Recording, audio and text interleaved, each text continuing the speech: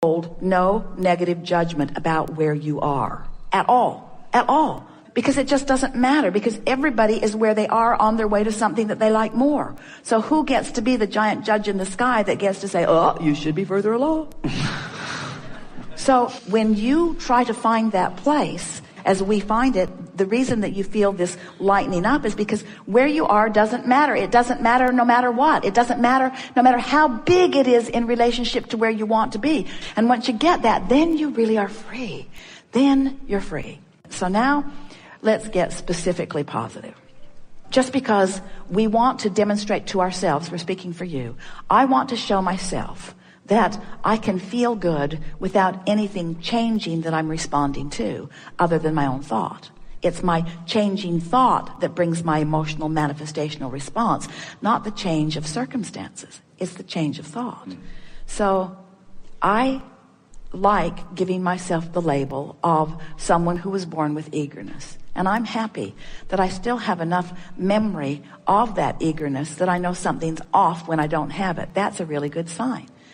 My guidance system must be well intact. Eagerness is an interesting thing. We're speaking from your point of view. Eagerness means frisky. It means clarity. It means glad to be alive. It means feeling good in my body. Eagerness is sort of a catch-all word, isn't it? Eagerness and well-being are sort of a synonymous sentiment. I want to be eager about life, which means I want to be up and ready for it. I want to be Johnny on the spot. I want to be at a clear place of rendezvousing. I want to be alive and ready. I want to be good at comebacks. I want to be really quick at conversation. I want to have good timing in traffic. I like moving in my body and have good time. I like being productive in my body. I like it that when I open the cupboard door and something falls out, that I catch it. I really like being tuned in, tapped in, turned on. Is this feeling good to you? Yes. I would now like to describe that eagerness that I've been missing as the allowance of the full presence of my inner being within me in my moment in time. That's what eagerness is. Eagerness is a moment in time when I haven't put myself in a vibrational frequency that disallows the fullness of who I am. So all along what I've been yearning for is to be who I came here to be in more moments of my life experience. And of course, it is completely irrational to believe that I could move through life with all of the diversity that is around me on this planet and maintain a perfect record of perfect vibrational frequency with my inner being. That's not even possible, and it is certainly not something that I came forth ever intending to experience. I didn't say, I'll go forth and just remember that vibration, because if you did, you couldn't interact with anyone. You couldn't have a conversation with anyone. You couldn't watch TV, never watch CNN. You couldn't be even in this world if that was the standard or the goal that you had set. But you didn't set that goal. You didn't say, I'll be non-physical energy in a physical body. If that had been your intention to stay in that high frequency, you would not have directed yourself into this environment where there would be contrast that would give you new desires. So the eagerness that you're looking for is to get your eyes off the floorboard and begin looking toward who you really are, or that which you've become. The what isness will always cripple you. It will take you to your knees, because what is never, ever, ever even comes close to who you really are, no matter how good what is. You see? No matter how good what is, there is very little eagerness in what is. It's just not there. What is old news. Eagerness is the new stuff that's coming. That feeling of eagerness, it's recognizing that through life I have become more, that the source part of me is already being it, and knowing that I get to move toward it eternally.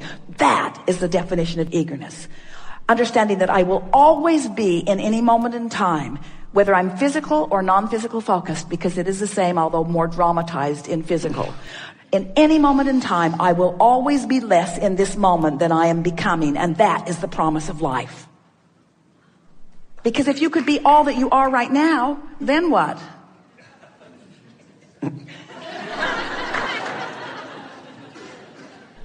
I don't know. I don't feel all that eager.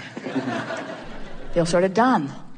Eager is recognizing that you've put something out there and then moving toward it.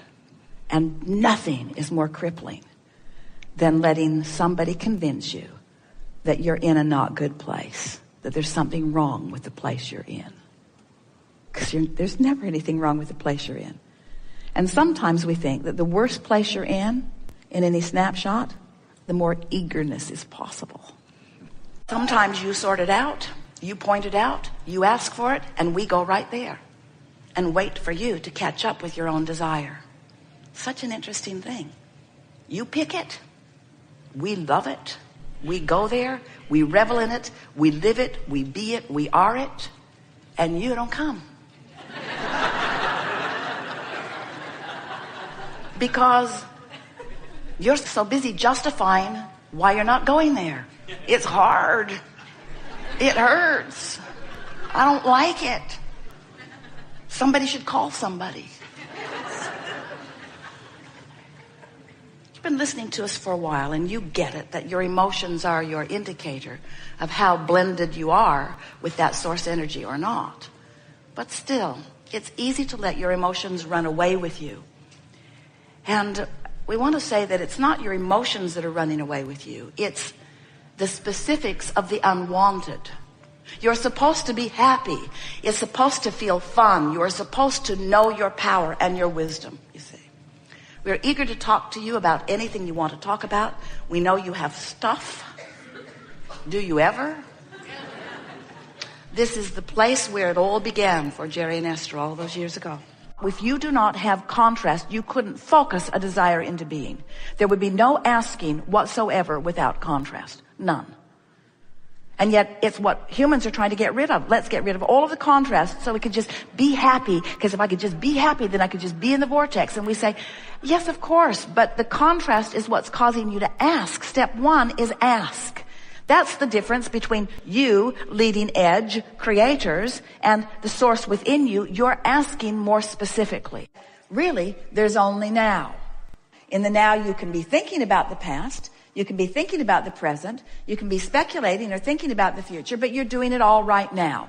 And the big question is, while I'm doing any of those things now, what's my inner being doing about the thing that I'm doing right here and now? So as I'm thinking about my past and remembering getting beat up on the playground and resenting that rotten kid who beat me up that year and the next year and the next year and the next year and the next year, and I've hated him ever since.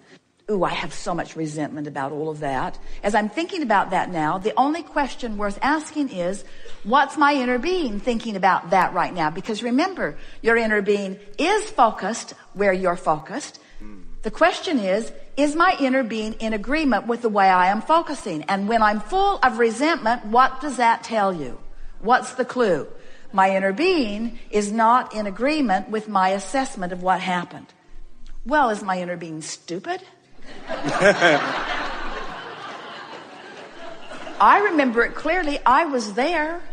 Why is my inner being trying to make sunshine out of something that was so rotten? And we say, because your inner being knew that in that contrast you were launching rockets, and your inner being immediately became the vibrational equivalent. Your inner being took the bounce. Your inner being received the gift. Your inner being received the expansion. Your inner being lived what you intended to live through the process, and your inner being remembers it all. All right, so that's what making peace with something is. It's that even though it was something unwanted, there was value that came from it, which I have the ability to focus upon right now.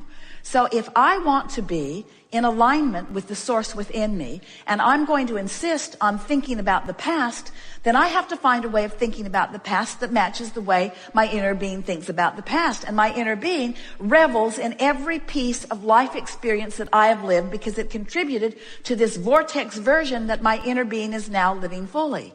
Are you with us so far? So now let's take another run at it. So everything that I lived in my past, or even in my present, is causing an expansion of me for which the source within me is joyful. So if I just keep remembering that when I'm focused upon past, present, or future, that what I'm really wanting to pay attention to is whether I'm in alignment with my source, who is focused upon past, present, and future, but focused upon it in a way that's helpful. If I care about how I feel, then I am able to come into full alignment with who I am. And that is what utilizing the power of now is. In other words, you're not really utilizing the power of now if you've got yourself pinched off from the larger part of you who is utilizing the power of right now. You get what we're talking about? You are source energy who loves. In a moment that you're not loving, whether you're not loving about something that happened in the past, or whether you're not loving about something that happened just now, or whether you're not loving about something that you're worried about, if you're not loving, then you are not allowing yourself to live as you have intended to live. And it's that deprivation that equals negative emotion every single time. So why do we call it the past? Well, because it was before now. And why do we call it the future? Well, because it's after now. But isn't it a continuum? And is there really anything other than now? Do you agree with that? Is there anything other than now? Everything you're offering vibrationally is at the basis of all your attraction. So you could not be more accountable, because you can't get separate from what you're vibrating. In other words, one day, Esther was walking back through the kitchen to her sleeping room and had left her microphone on. And she was chatting with Karen, and everyone in the room was hearing the conversation, or everyone who was listening. And Tracy, who is watching the live stream back in Texas, called Esther's phone and said, "Mom, your phone's on." And Esther pondered what she'd been saying, what she'd been thinking.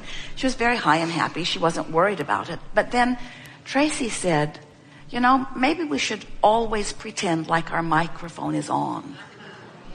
And we say, it always is.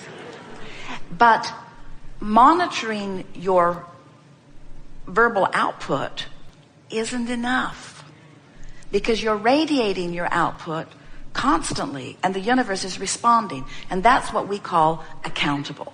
In other words, you just can't not do that. Now, we know what you're talking about in a slightly different context. You're saying, if you say you're going to do something, do it. And if you make a commitment to be on time, then be on time and be accountable. But we would like to put a law-based conceptual slant on this by saying to you, if we were standing in your physical shoes, we would be accountable to one thing and one thing only, and that would be our alignment with our source. We would not be trying to please that one or that one or that one or that one, even if it's an employer that is threatening with some sort of power of termination. Because in the long run, if you are always true to who you are, which means you're always choosing the uplifting thought, you're always reaching for the feeling of alignment, that is a form of accountability that will serve you so well that any other form of accountability is irrelevant. And why is that so? Because all through life, you've been saying, don't like that better, don't like that better. The moment someone was rude to you, you put something very opposite of that in your vortex. When someone didn't believe in you, you put something very opposite of that in your vortex. When someone was mean to somebody else, you put something very different than that in your vortex. In other words, you have created a version of life that the source within you is resonating with and holding in vibrational resonance. You can count on that accountability. You can count on the source within you never deviating from that. Here's the way it works. Life has caused you to already launch your rocket of desire. Whether you are consciously speaking about it or not, there is a collection of all that you want that is spinning vibrationally and attracting. And when you become a match to that, then the manifestation must occur. What trips most people up is that in the wanting of something that they don't have, their awareness of not having it is too significant a part of the mix. So when they think of what they want, what they're really focused upon is the absence of it. So it just holds them there, you see. That's why we're trying to convince you to let the manifestation that you're looking for be the one that you can redeem right now. Be the one that you can get right now. That you want the manifestation of the feeling. So in a very direct answer to your question, we would say the manifestation that we would be seeking constantly if we were standing in your physical shoes would be the manifestation of a really good feeling emotion, whether it's one of interest or one of fun or one of love or one of appreciation or one of passion. We'd be looking for that feeling. That would be the goal that we would set. Step one is ask, and the contrast causes you to ask and ask and ask. Step two is source becomes the vibrational equivalent of what you've asked for. Source just doesn't answer. Source becomes the answer. And it's right there flowing to you and through you. So then you must become a vibrational match to what you've asked for.